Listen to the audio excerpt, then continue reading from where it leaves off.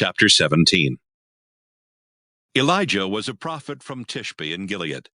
One day he went to King Ahab and said, I am a servant of the living God, the God of Israel, and I swear in his name that it won't rain until I say so. There won't even be any dew on the ground. Later the Lord said to Elijah, Leave and go across the Jordan River so you can hide near Kerith Creek. You can drink water from the creek and eat the food I've told the ravens to bring you.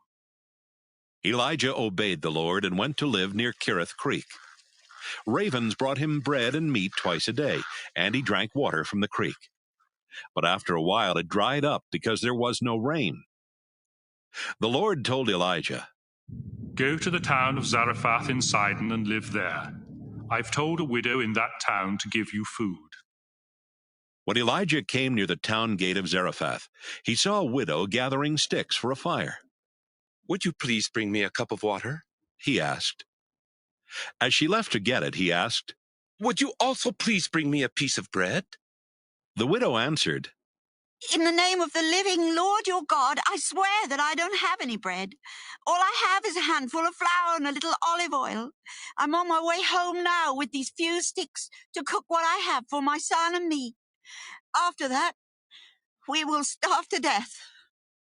Elijah said, Everything will be fine. Do what you said. Go home and fix something for you and your son. But first, please make a small piece of bread and bring it to me.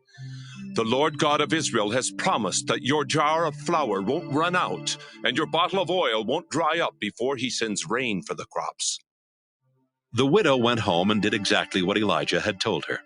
She and Elijah and her family had enough food for a long time.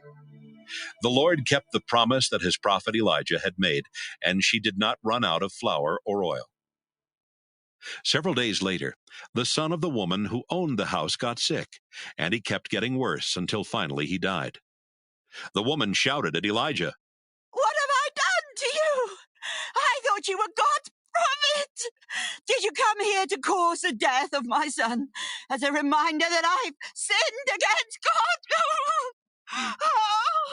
Bring me your son, Elijah said. Then he took the boy from her arms and carried him upstairs to the room where he was staying. Elijah laid the boy on his bed and prayed. Lord God, why did you do such a terrible thing to this woman? She's letting me stay here, and now you've let her son die. Elijah stretched himself out over the boy 3 times while praying, Lord God, bring this boy back to life. The Lord answered Elijah's prayer, and the boy started breathing again. Elijah picked him up and carried him downstairs.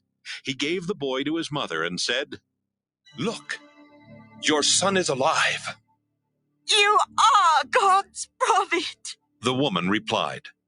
Now I know that you really do speak for the Lord.